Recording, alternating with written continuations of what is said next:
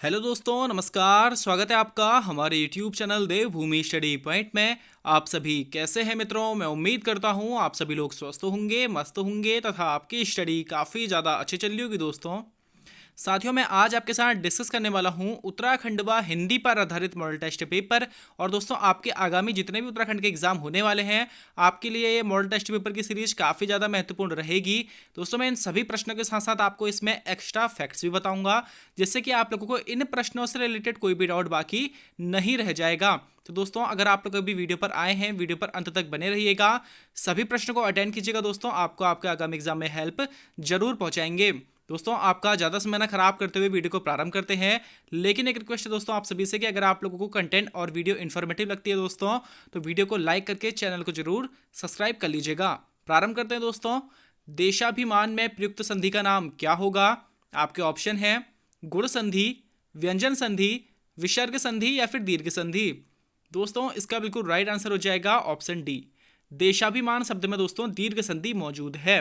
अब देखिए दोस्तों, इसमें अगर आप लोग देशाभिमान शब्द का अगर संधि विच्छेद करते हैं तो हमें प्राप्त होता है दोस्तों देश धन अभिमान, जिसमें दोस्तों अ और आ के मेल से बड़ा आ बनता है और इसमें हमें दीर्घ संधि देखने के लिए मिलती है।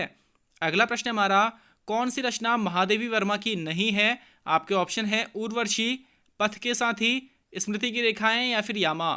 तो दोस्तों, इसका बिल्कुल राइट आंसर हो जाएगा ऑप्शन ए। उर्वशी रचना दोस्तों महादेवी वर्मा जी की नहीं है। बाकी अन्य तीन रचनाएं दोस्तों आपने ध्यान में रखनी है, पथ के साथी, स्मृति की रेखाएं और यामा। दोस्तों, यामा इसमें सबसे ज़्यादा महत्वपूर्ण है। दोस्तों, आपने इन तीन रचनाओं को ध्यान में रखना है। जबकि दोस्तों जो उर्वशी रचना है यह जयशंकर प्रसाद जी की रचना है। अगला प्रश्न हमारा, जानकी मंगल के कवि कौन है? आपके ऑप्शन हैं कबीरदास, मीरा, तुलसीदास या फिर सूरदास।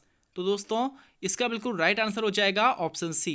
जानकी मंगल दोस्तों तुलसीदास जी की एक प्रमुख रचना है। कई बार ज़्यादा बार हमारी परीक्षाओं में पूछी गई है दोस्तों, तो आप लोगों ने इसे जरूर ध्यान रखना चाहिए।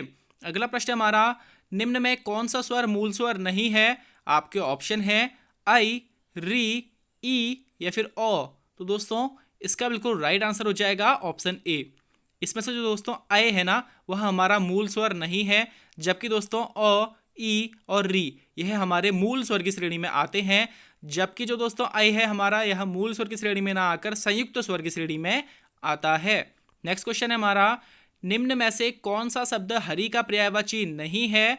आपके ऑप्शन है दोस्तों विष्णु, भालू, शेर या फिर बंदर। दोस्तों, इसका बिल्कुल राइट आंसर हो जाएगा ऑप्शन बी।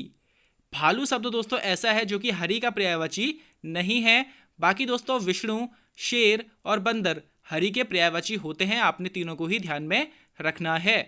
अगला प्रश्न है दोस्तों हमारा, शुद्ध वर्तनी वाला शब्द बताइए। आपके ऑप्शन है निरोग, मिष्ठान, पतित और आशीर्वाद। तो दोस्तों, इसमें से अधिकतम लोगों को ये सभी प्रश्न जितने भी मेरे ऑप्शन दिए हुए हैं ये सभी के सभी ठीक लग रहे होंगे। लेकिन दोस्तों, इसमें ऐसा है कि इसमें ना सिर्फ एक ऑप्शन सही है और वो ऑप्शन हमारा ऑप्शन सी है। यानी कि जो पतित लिखा है हमने वही सिर्फ इसमें एक शुद्ध तरीके से लिखा गया है। इसके अलावा दोस्तों निरोग, मिष्ठान और आशीर्वाद यह तीनों ही हमारे गलत हो जाएंगे। देखिए दोस्तों, जो निरोग है ना, यह हमारा गलत तरीके से लिखा गया है। इसमें जो ई की मात्रा है वह छोटी ई की लगाई गई है और कई सारी जगह हमें देखने के लिए भी यही मिलती है दोस्तों। लेकिन इसमें दोस्तों यह गलती होती है। इसमें दोस्तों ये जो ई की मात्रा है यह बड़ी ई की मात्रा इसमें लगेगी। बाकी दोस्तों जो मिष्ठान है यह भी हमारा गलत होता है। इसका हो जाता है दोस्तों मिष्टान्न, मिष्टा धन अन्न। दोस्तों, इसको मिला करके हमारा मिष्टान्न बनता है, ये भी गलत हो जाएगा दोस्तों हमारा। और दोस्तों जो आशीर्वाद में ऊपर रा की मात्रा लगी हुई है सी के ऊपर, वह मात्रा दोस्तों वा के आगे जो आ का डंडा है उसमें लगी होनी चाहिए, तब जाकर के हमारा शब्द बनेगा दोस्तों आशीर्वाद। तो दोस्तों ये जो ए, बी और डी ऑप्शन है हमारे गलत हो जाएंगे और सी ऑप्शन हमारा बिल्कुल राइट आंसर हो जाएगा। अगला प्रश्न है दोस्तों हमारा, हिंदी भाषा में कितने प्रकार के वचनों का प्रयोग किया जाता है? आपके ऑप्शन है 1, 2, 3 या फिर 4। तो दोस्तों, इसका बिल्कुल राइट आंसर हो जाएगा ऑप्शन बी। हिंदी भाषा में दोस्तों दो वचनों का प्रयोग किया जाता है, एक वचन और बहुवचन। अब देखिए दोस्तों, कई सारे मेरे भाई बंधुओं को डाउट होता है कि एक वचन, द्विवचन और बहुवचन यह 3 वचन होते हैं। लेकिन दोस्तों आप लोगों ने ध्यान रखना है, हिंदी में सिर्फ 2 ही वचन होते हैं, एक वचन और बहुवचन। जबकि दोस्तों संस्कृत में हमारे 3 वचन होते हैं, एक वचन, द्विवचन और बहुवचन। अगला प्रश्न हमारा, और आ के बाद ई हो तो दोनों मिलकर ए बनाते हैं, इस परिवर्तन को हम लोग क्या कहते हैं?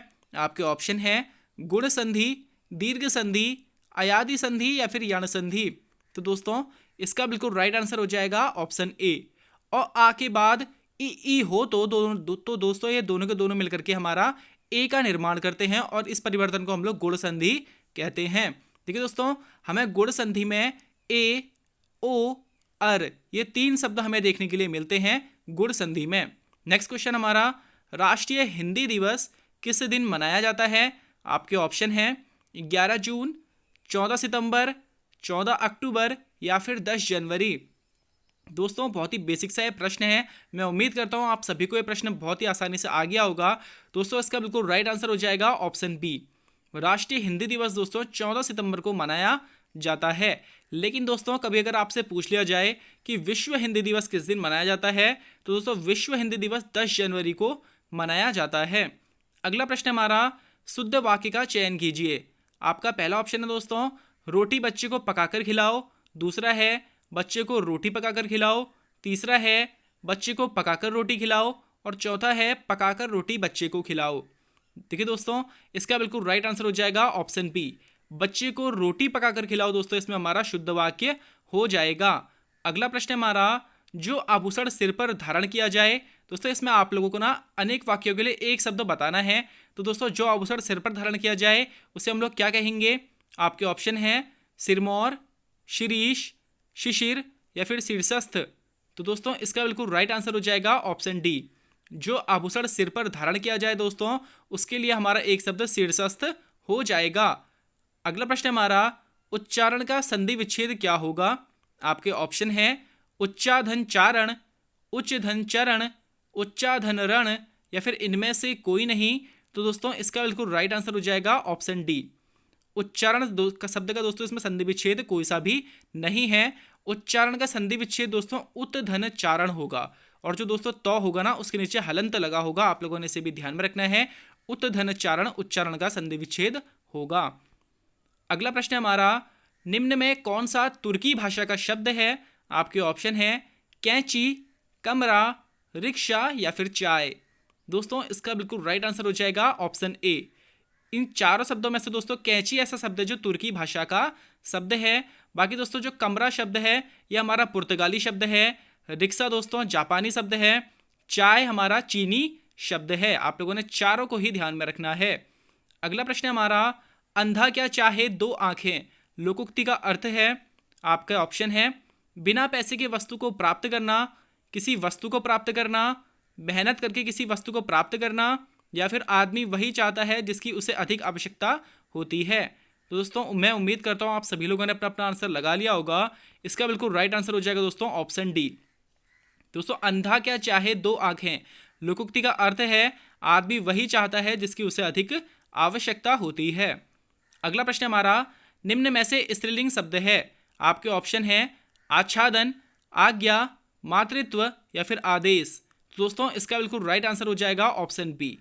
दोस्तों इन चारों शब्दों में से जो ऑप्शन बी है यानी आज्ञा है वह हमारा स्त्रीलिंग शब्द है। देखिए दोस्तों आप लोगों ने प्रयोग करा होगा, आप लोग को कभी भी अगर स्त्रीलिंग या फिर पुल्लिंग शब्द आप लोगों ने पहचानना है तो आप लोग वाक्य प्रयोग करके देखते हैं और वाक्य प्रयोग करके हमें सबसे सटीक आंसर मिल जाता है। देखिए दोस्तों जैसे आप बोलते हैं मेरी आज्ञा, उनकी आज्ञा, तो दोस्तों इसमें आप लोग उनकी या फिर मेरी बोल रहे हैं, मेरा आज्ञा आप लोग कभी नहीं बोलते हैं। तो दोस्तों ये आप लोगों ने इस प्रकार से पहचानना है कि ये हमारे स्त्रीलिंग शब्द होंगे। अगला प्रश्न है हमारा, सर्वनाम के कितने भेद होते हैं? आपके ऑप्शन है 6, 5, 8 या फिर 4। दोस्तों इसका बिल्कुल राइट आंसर हो जाएगा ऑप्शन ए। सर्वनाम के दोस्तों 6 भेद होते हैं। अब दोस्तों ये 6 भेद कौन कौन से होते हैं? तो दोस्तों यह है पुरुषवाचक सर्वनाम, निजवाचक सर्वनाम, निश्चयवाचक सर्वनाम, अनिश्चयवाचक सर्वनाम, संबंधवाचक सर्वनाम और प्रश्नवाचक सर्वनाम। दोस्तों ये 6 हमारे सर्वनाम के भेद होते हैं। नेक्स्ट क्वेश्चन हमारा, कंठीय व्यंजन का उदाहरण कौन सा है? आपके ऑप्शन है ट, ग, च या फिर ठ। दोस्तों इसका बिल्कुल राइट आंसर हो जाएगा ऑप्शन बी। इसमें से जो दोस्तों गौ है, गौ व्यंजन जो है दोस्तों हमारा वह हमारा कंठीय व्यंजन यानी कि गले से उच्चारित होने वाला व्यंजन है। देखिए दोस्तों ऐसे कौन कौन से व्यंजन है जो कंठीय व्यंजन के उदाहरण है? तो दोस्तों क, ख, ग, घ और अंग। दोस्तों ये पांचों हमारे कंठीय व्यंजन के उदाहरण है। अगला प्रश्न है हमारा, घोड़ा शब्द का पर्यायवाची है। आपके ऑप्शन है तमाल, हय, जम्बुक या फिर वायस। दोस्तों इसका बिल्कुल राइट आंसर हो जाएगा ऑप्शन बी। घोड़ा शब्द का पर्यायवाची दोस्तों इसमें से हय शब्द है। ऑप्शन बी इसका बिल्कुल करेक्ट आंसर हो जाएगा। देखिए दोस्तों, घोड़े शब्द के अन्य पर्यायवाची भी मैं आप लोगों को बता देता हूं, तो आप लोगों ने ध्यान रखना है बाजी, हय, तुरंग, तुरंगम, सैंधव, दधिका, शर्ता, घोटक, घोड़ा। तो दोस्तों आप लोगों ने इन सभी शब्दों के पर्यायवाची, घोड़े शब्द के पर्यायवाची को ध्यान में रखना है। अगला प्रश्न है हमारा, परिमाणवाचक विशेषण किस वाक्य में है। आपके ऑप्शन है सभी लोग हंस रहे हैं, कुछ बच्चे आ रहे हैं, मुझे 2 दर्जन केले चाहिए, 2 किलो अनाज दे दीजिए। दोस्तों इसका बिल्कुल राइट आंसर हो जाएगा ऑप्शन डी। आप सभी जानते होंगे दोस्तों, परिमाण का अर्थ आता है नापने तोलने से। दोस्तों इसमें ऑप्शन जो डी है वह सिर्फ नाप तोल से रिलेटेड है, अन्य किसी भी ऑप्शन में हमें नाप तोल देखने के लिए नहीं मिल रहा है, तो ऑप्शन डी हमारा बिल्कुल करेक्ट आंसर हो जाएगा। हिंदी का दोस्तों अंतिम प्रश्न हमारा, स्रोत भाषा में व्यक्त विचारों को लक्ष्य भाषा में अभिव्यक्त करने की प्रक्रिया को हम लोग क्या कहते हैं। आपके ऑप्शन है संक्षेपण, पल्लवन, प्रेषण या फिर अनुवाद। दोस्तों इसका बिल्कुल राइट आंसर हो जाएगा ऑप्शन डी। स्रोत भाषा में व्यक्त विचारों को लक्ष्य भाषा में अभिव्यक्त करने की प्रक्रिया को दोस्तों अनुवाद हम लोग कहते हैं। दोस्तों यहाँ से हमारी उत्तराखंड प्रारंभ हो रही है। मैं प्रयास करूंगा आप लोगों को अधिक से अधिक तथ्य में इन सभी प्रश्नों के बारे में आप लोगों को दे सकूं, जिससे कि आप लोगों को आपके उत्तराखंड वाले सेक्शन में हेल्प हो जाए अच्छी खासी। तो दोस्तों आप लोग बिल्कुल अभी तक अगर चैनल पर, अगर आप लोग अभी वीडियो पर बने हुए हैं तो दोस्तों वीडियो को लाइक करके चैनल को जरूर सब्सक्राइब कर लीजिएगा। पहला प्रश्न है दोस्तों हमारे उत्तराखंड का, उत्तराखंड के किस जिले की सीमा सर्वाधिक जिलों को छूती है। आपके ऑप्शन है चमोली, रुद्रप्रयाग, पौड़ी गढ़वाल या फिर टिहरी गढ़वाल। दोस्तों इसका बिल्कुल राइट आंसर हो जाएगा ऑप्शन सी। उत्तराखंड के दोस्तों पौड़ी गढ़वाल जिले की सीमा सर्वाधिक जिलों को छूती है। 7 जिलों के साथ दोस्तों पौड़ी गढ़वाल सीमा बनाता है। दोस्तों ये सर्वाधिक जिलों के साथ सीमा बनाने वाला जिला कौन सा हो गया, हमारा पौड़ी गढ़वाल हो गया। लेकिन दोस्तों इसके अलावा 2 ऐसे जिले हैं जो 6 जिलों के साथ सीमा स्पर्श करते हैं। दोस्तों वह जिले हैं हमारे अल्मोड़ा और चमोली। तो दोस्तों आपने उन दोनों जिलों को भी ध्यान में रखना है। अगला प्रश्न है हमारा, कुमाऊं का बैरम खां किसे कहा जाता है। आपके ऑप्शन है हर्षदेव जोशी, शिवदेव जोशी, बद्रीदत्त जोशी या फिर विक्टर मोहन जोशी। दोस्तों इसका बिल्कुल राइट आंसर हो जाएगा ऑप्शन बी। हर्षदेव जोशी के पिता दोस्तों शिवदेव जोशी जो थे, इन्हें कुमाऊं का बैरम खां कहा जाता है। अगला प्रश्न है हमारा, कुमाऊं राष्ट्रीय मोर्चा का गठन कब किया गया था। आपके ऑप्शन है दोस्तों वर्ष 1967 में, वर्ष 1970 में, वर्ष 1969 में या फिर वर्ष 1979 में। तो दोस्तों इसका बिल्कुल राइट आंसर हो जाएगा ऑप्शन बी। वर्ष 1970 में दोस्तों कुमाऊं राष्ट्रीय मोर्चा का गठन पीसी जोशी जी के द्वारा किया गया था। अगला प्रश्न हमारा, उत्तराखंड में यक्षों के निवास की पुष्टि कहाँ होती है। आपके ऑप्शन हैं जाखन देवी मंदिर, कमलेश्वर मंदिर, केदारनाथ मंदिर या फिर कोटगाड़ी देवी मंदिर। तो दोस्तों इसका बिल्कुल राइट आंसर हो जाएगा ऑप्शन ए। अल्मोड़ा के जाखन देवी मंदिर से दोस्तों उत्तराखंड में यक्षों की निवास की पुष्टि होती है। दोस्तों आपने क्या ध्यान में रखना है कि जाखन देवी मंदिर स्थित कहाँ है, तो अल्मोड़ा जिले में यह स्थित है। अगला प्रश्न दोस्तों, कुमाऊं में पंचायती राज प्रणाली का जनक कौन था। आपके ऑप्शन है सोमचंद, रुद्रचंद, कल्याण चंद या फिर महेंद्र चंद। दोस्तों इसका बिल्कुल राइट आंसर हो जाएगा ऑप्शन ए। कुमाऊं में पंचायती राज प्रणाली का जनक दोस्तों सोमचंद को माना जाता है। लेकिन दोस्तों अगर कभी पूछा जाए कि कुमाऊं में पंचायती राज प्रणाली प्रारंभ करने का श्रेय किस राजवंश को जाता है, तो तब दोस्तों आपने ध्यान रखना है कि चंद राजवंश को कुमाऊं में पंचायती राज प्रणाली प्रारंभ करने का श्रेय जाता है। लेकिन दोस्तों चंद राजवंश में किस एक व्यक्ति को जाता है, तो दोस्तों सोमचंद को यह जाता है। अगला प्रश्न हमारा, कालसी शिलालेख की खोज किसके द्वारा की गई थी। आपके ऑप्शन है दोस्तों P Wyndham, Harikrishna Raturi, James Forrest या फिर पीटर फॉरेस्ट। दोस्तों इसका बिल्कुल राइट आंसर हो जाएगा ऑप्शन सी। कालसी शिलालेख की खोज दोस्तों जेम्स फॉरेस्ट के द्वारा वर्ष 1860 ईस्वी में करी गई थी। बाकी दोस्तों कालसी शिलालेख के बारे में प्रश्न पूछे जाते हैं कि इसकी भाषा और लिपि क्या थी। तो दोस्तों कालसी शिलालेख की जो भाषा थी वह प्राकृत भाषा थी और इसकी लिपि ब्राह्मी लिपि थी। और दोस्तों ये जो कालसी शिलालेख था ना, यह 257 ईसा पूर्व का है। तो दोस्तों आपने इसे भी ध्यान रखना है। अगला प्रश्न हमारा, महाभारत में किन शासकों को द्विज श्रेष्ठ कहा गया है। आपके ऑप्शन है कुषाण शासकों को, कुड़िंद शासकों को, शक राजवंश को या फिर नाग राजवंश को। दोस्तों इसका बिल्कुल राइट आंसर हो जाएगा ऑप्शन बी। महाभारत में दोस्तों कुड़िंद शासकों को द्विज श्रेष्ठ कहा गया है। बाकी दोस्तों आप लोग कुड़िंद राजवंश से ध्यान में रखेंगे कि उत्तराखंड में शासन करने वाली पहली राजनीतिक शक्ति कुड़िंद शासक थे। अगला प्रश्न हमारा, पवार शासक बलभद्र शाह को शाह की उपाधि किसने प्रदान की थी?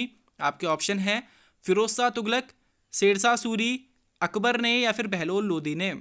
दोस्तों इसका बिल्कुल राइट आंसर हो जाएगा ऑप्शन डी। पवार शासक बलभद्र शाह को शाह की उपाधि दोस्तों बहलोल लोदी के द्वारा प्रदान करी गई थी। बाकी दोस्तों आप लोग फिरोज शाह तुगलक से ध्यान में रखेंगे कि ज्ञानचंद को गरुण की उपाधि फिरोज शाह तुगलक ने प्रदान करी थी और उसके बाद उसका नाम गरुण ज्ञानचंद हो गया था। नेक्स्ट क्वेश्चन है हमारा, गोरखों द्वारा कुमाऊं का पहला सूबा यानी कि सूबेदार किसे नियुक्त किया गया था? आपके ऑप्शन है हस्तिदल चौतरिया, अमर सिंह थापा, जोगा मल्ल शाह या फिर काजी जगजीत पांडे।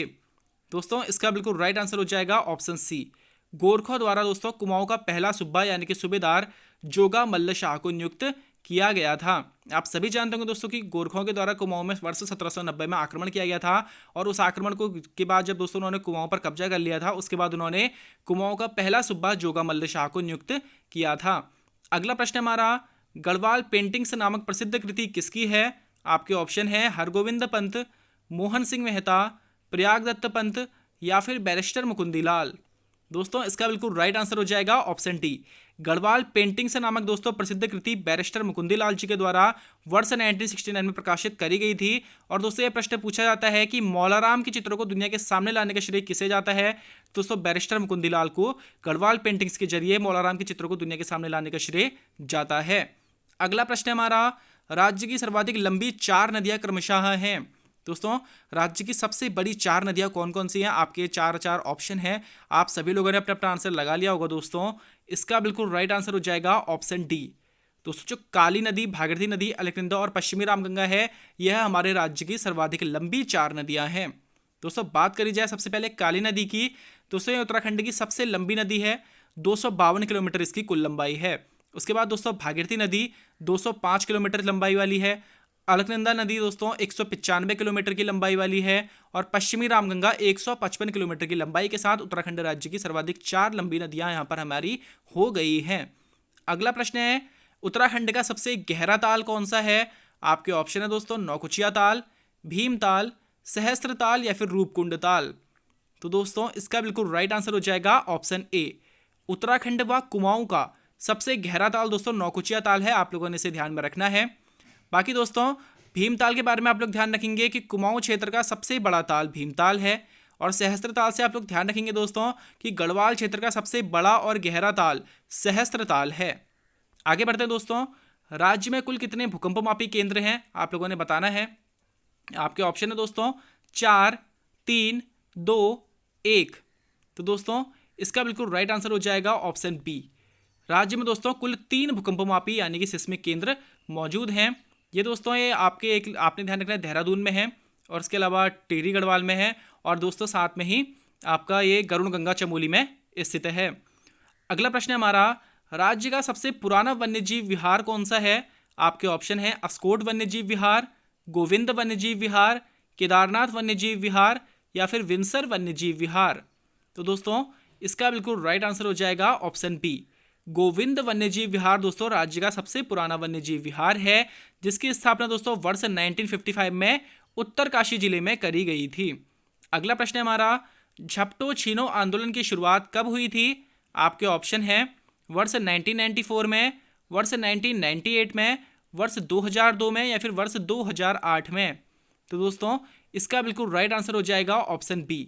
झपटो छीनो आंदोलन की शुरुआत दोस्तों वर्ष 1998 में करी गई थी। दोस्तों इसके तहत क्या हो रहा था कि नंदा देवी जयमंड आरक्षित क्षेत्र को जब रिजर्व क्षेत्र घोषित किया गया था तो वहां पर के जो लोकल एरिया के लोग थे उनके अधिकारों को सीमित किया जा रहा था। तो दोस्तों जिस कारण से वहां के लोग भड़क गए थे और उनके द्वारा झपटो छीनो आंदोलन की शुरुआत वर्ष 1998 में प्रारंभ करी गई थी। अगला प्रश्न हमारा, राज्य की निम्न में से कौन सी फसल जापान को निर्यात की जाती है? आपके ऑप्शन है जौ, गेहूं, चावल या फिर कोदो। तो दोस्तों इसका बिल्कुल राइट आंसर हो जाएगा ऑप्शन डी। कोदो यानी कि दोस्तों मंडवे की जो फसल है वह जापान को निर्यात की जाती है। आपने दोस्तों ये अलग नाम ना जरूर ध्यान में रखने चाहिए, क्योंकि कोदो हो गया, रागी हो गया, यह सभी नाम दोस्तों मंडवे के हैं, तो आप लोगों ने इसे जरूर ध्यान रखना चाहिए। नेक्स्ट क्वेश्चन हमारा, कोटेश्वर बांध परियोजना किस नदी पर बनाई गई है? आपके ऑप्शन है भिलंगना नदी, भागीरथी नदी, टोन्स नदी या फिर पश्चिमी रामगंगा नदी। तो दोस्तों इसका बिल्कुल राइट आंसर हो जाएगा ऑप्शन बी, कोटेश्वर बांध परियोजना दोस्तों भागीरथी नदी पर बनाई गई है और इसकी क्षमता 400 मेगावाट है और टिहरी गढ़वाल जिले में यह स्थित है। अगला प्रश्न हमारा, उत्तराखंड चाय विकास बोर्ड की स्थापना कब हुई थी? आपके ऑप्शन है दोस्तों वर्ष 2008 में, वर्ष 2004 में, वर्ष 2003 में या फिर वर्ष 2005 में। तो दोस्तों इसका बिल्कुल राइट आंसर हो जाएगा ऑप्शन बी, उत्तराखंड चाय विकास बोर्ड की स्थापना दोस्तों वर्ष 2004 में अल्मोड़ा जिले में करी गई थी। अगला प्रश्न हमारा, कुमाऊं मोटर्स ऑनर्स यूनियन की स्थापना कब हुई थी? आपके ऑप्शन दोस्तों वर्ष 1938 में, वर्ष 1937 में, वर्ष 1939 में या फिर वर्ष 1941 में। तो दोस्तों इसका बिल्कुल राइट आंसर हो जाएगा option C, Kumaon Motors Owners Union की स्थापना दोस्तों वर्ष 1939 में काठगोदाम में करी गई थी। अगला प्रश्न हमारा, राज्य पुनर्गठन के बाद कितने विधायकों के साथ राज्य की अंतरिम विधानसभा का गठन किया गया था? आपके ऑप्शन है 22 विधायक, 25 विधायक, 29 विधायक या फिर 30 विधायक। दोस्तों राज्य पुनर्गठन के बाद 30 विधायकों के साथ राज्य की अंतरिम विधानसभा का गठन किया गया था। ऑप्शन डी इसका बिल्कुल करेक्ट आंसर हो जाएगा। आगे बढ़ते हैं दोस्तों, राज्य में राज्य सूचना आयोग का सर्वप्रथम गठन कब हुआ था? आपके ऑप्शन है 2 अक्टूबर 2005, 1 जनवरी 2005, 1 अप्रैल 2005 या फिर 3 अक्टूबर 2005। तो दोस्तों इसका बिल्कुल राइट आंसर हो जाएगा ऑप्शन डी, 3 अक्टूबर 2005 को दोस्तों राज्य सूचना आयोग का सर्वप्रथम गठन उत्तराखंड में किया गया था। आप लोगों ने इसे जरूर ध्यान रखना चाहिए दोस्तों। अगला प्रश्न हमारा, 2011 जनगणना के अनुसार राज्य के 0 से 6 वर्ष के शिशुओं का लिंगानुपात कितना है? आपके ऑप्शन है 943, 963, 890 या फिर 919। तो दोस्तों इसका बिल्कुल राइट आंसर हो जाएगा ऑप्शन सी, 2011 जनगणना के अनुसार दोस्तों राज्य के जो 0 से 6 वर्ष के यानी जो शिशु लिंगानुपात था वह हमारे उत्तराखंड का 890 रहा था।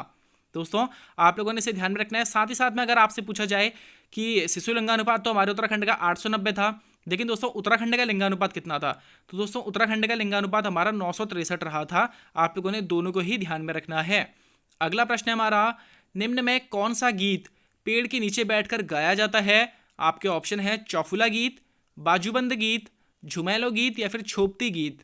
तो दोस्तों इसका बिल्कुल राइट आंसर हो जाएगा ऑप्शन बी, बाजूबंद गीत दोस्तों ऐसा गीत है जो पेड़ के नीचे बैठकर गाया जाता है। अगला प्रश्न हमारा, कौन सी रचना गढ़वाली साहित्य का अनमोल हीरा मानी जाती है? आपके ऑप्शन है हिलांसी, गोरखवाणी, सिंहनाद या फिर जय विजय। तो दोस्तों इसका बिल्कुल राइट आंसर हो जाएगा ऑप्शन ए। दोस्तों हिलांसी जो रचना है वह गढ़वाली साहित्य का अनमोल हीरा मानी जाती है। बाकी दोस्तों आप लोगों ने ध्यान रखना है कि जो गोरखवाणी रचना है यह सुदर्शन शाह के द्वारा रची गई रचना है, जो कि वह सूरत कवि के नाम से अपनी रचनाएं करता था। अगला प्रश्न हमारा, काफल पाको नामक प्रसिद्ध गीत किस कवि का है? आपके ऑप्शन है इलाचंद्र जोशी, गोविंद प्रसाद नौटियाल, चंद्र कुंवर बर्तवाल या फिर विद्यासागर नौटियाल। तो दोस्तों इसका बिल्कुल राइट आंसर हो जाएगा ऑप्शन सी, काफल पाको नामक दोस्तों प्रसिद्ध गीत चंद्र कुंवर बर्तवाल जी का है। आप लोगों ने इसे ध्यान में रखना है। इनका जन्म दोस्तों मालकोटी रुद्रप्रयाग में हुआ था और इन्हें उत्तराखंड का सूर्यकांत त्रिपाठी निराला कहा जाता है। अगला प्रश्न हमारा, उत्तराखंड में होम स्टे योजना की शुरुआत कब हुई थी? आपके ऑप्शन है वर्ष 2001 में, वर्ष 2002 में, वर्ष 2015 में या फिर वर्ष 2017 में। तो दोस्तों इसका बिल्कुल राइट आंसर हो जाएगा ऑप्शन सी, वर्ष 2015 में दोस्तों उत्तराखंड में होम स्टे योजना की शुरुआत करी गई थी। इसके तहत दोस्तों किसी भी जगह पर लोग अपने घरों में यात्रियों को ठहराते थे। होटल अगर किसी जगह पर मौजूद नहीं होते थे तो लोगों को होम स्टे योजना के तहत लोगों ने अपने घरों में रहते रखवाते थे और उनसे होटल की जगह पर को वो लोग अपने पैसे ले लेते थे। अगला प्रश्न हमारा, उत्तराखंड का सर्वाधिक ऊंचाई पर स्थित मंदिर कौन सा है? आपके ऑप्शन है रुद्रनाथ मंदिर, केदारनाथ मंदिर, बद्रीनाथ मंदिर या फिर तुंगनाथ मंदिर। तो दोस्तों इसका बिल्कुल राइट आंसर हो जाएगा ऑप्शन डी, उत्तराखंड का सर्वाधिक ऊंचाई पर स्थित मंदिर दोस्तों तुंगनाथ मंदिर है, जो कि दोस्तों 3750 मीटर की ऊंचाई पर स्थित है। बाकी दोस्तों तुंगनाथ मंदिर से आपने ध्यान में रखना है कि तुंगनाथ मंदिर में भगवान शिव की भुजाओं की पूजा की जाती है और इसी तुंगनाथ मंदिर के समीप में रावणशिला मौजूद है दोस्तों, जहां पर माना जाता है कि रावण ने शिव की आराधना की थी। अगला प्रश्न हमारा, उत्तराखंड के किस फुटबॉल खिलाड़ी को चाइना वॉल के नाम से पुकारा जाता है? तो आपके ऑप्शन है दोस्तों राम बहादुर छेत्री, त्रिलोक सिंह बसेड़ा, रमेश सिंह रावत या फिर उपरोक्त में से कोई नहीं। तो दोस्तों इसका बिल्कुल राइट आंसर हो जाएगा ऑप्शन ए। उत्तराखंड के फुटबॉल खिलाड़ी दोस्तों राम बहादुर छेत्री को चाइना वॉल के नाम से पुकारा जाता है। नेक्स्ट क्वेश्चन हमारा, उत्तराखंड के पद्म विभूषण से सम्मानित व्यक्तियों में उनके क्षेत्र से कौन सुमेलित नहीं है? दोस्तों आपके ऑप्शन है डॉक्टर घनानंद पांडे विज्ञान, कुंवर सिंह नेगी साहित्य, भैरव दत्त पांडे प्रशासन या फिर सुंदरलाल बहुगुणा पर्यावरण। दोस्तों इसका बिल्कुल राइट आंसर हो जाएगा ऑप्शन बी। कुंवर सिंह नेगी दोस्तों जो हैं उनका क्षेत्र उनके सम्मान से सम्मानित है, उनके क्षेत्र से उनका क्षेत्र उनके सम्मान से दोस्तों सुमेलित नहीं है। देखिए दोस्तों, डॉक्टर घनानंद पांडे को विज्ञान के क्षेत्र में पद्म विभूषण मिला था, भैरव दत्त पांडे को प्रशासन के क्षेत्र में मिला था, सुंदरलाल बहुगुणा को दोस्तों पर्यावरण के क्षेत्र में मिला था, जबकि दोस्तों कुंवर सिंह नेगी को ब्रेल लिपि के लिए पद्म विभूषण से सम्मानित किया गया था, लेकिन इसमें साहित्य दिया गया है दोस्तों, तो इसका बिल्कुल राइट आंसर हो जाएगा ऑप्शन बी। आज का दोस्तों अंतिम प्रश्न है और सबसे महत्वपूर्ण प्रश्न भी दोस्तों, वर्ष 1902 में एनाफिलीज मच्छर की खोज के लिए नोबेल पुरस्कार प्राप्त करने वाले वैज्ञानिक सर रोनाल्ड रॉस का जन्म कहाँ हुआ था? आपके ऑप्शन है दोस्तों मेरठ में, अल्मोड़ा में, हरिद्वार में या फिर मसूरी में। तो दोस्तों इसका बिल्कुल राइट आंसर हो जाएगा ऑप्शन बी। दोस्तों सर रोनाल्ड रॉस का जन्म अल्मोड़ा जिले में हुआ था वर्ष 1857 में। दोस्तों वर्ष 1857 में सर रोनाल्ड रॉस का जन्म अल्मोड़ा जिले में हुआ था, आप लोगों ने ध्यान रखना है। और वर्ष 1902 में दोस्तों इनके द्वारा एनाफिलीज मच्छर की खोज करी गई थी, जिसके कारण से इन्हें नोबेल पुरस्कार से सम्मानित किया गया था और दूसरे अल्मोड़ा जिले से संबंधित हैं। दोस्तों आप सभी को वीडियो कैसा लगा आप लोग मुझे कमेंट बॉक्स में जरूर बताइएगा। बाकी आप सभी की अगर कुछ राय है तो आप लोग मुझे वो भी कमेंट बॉक्स में डिस्कस कर सकते हैं दोस्तों। और अगर अभी तक आप लोगों ने दोस्तों वीडियो को लाइक नहीं करा है तो प्लीज़ दोस्तों वीडियो को लाइक कर दीजिएगा, चैनल को जरूर सब्सक्राइब कर लीजिएगा। आपके दोस्तों सपोर्ट का आकांक्षी हूँ, आप लोग अपना सपोर्ट बनाए रखिएगा दोस्तों। बाकी आपको आपके आगामी एग्जाम्स के लिए हार्दिक बधाइयाँ देते हुए मैं अपनी वाणी को विराम देता हूँ दोस्तों। धन्यवाद।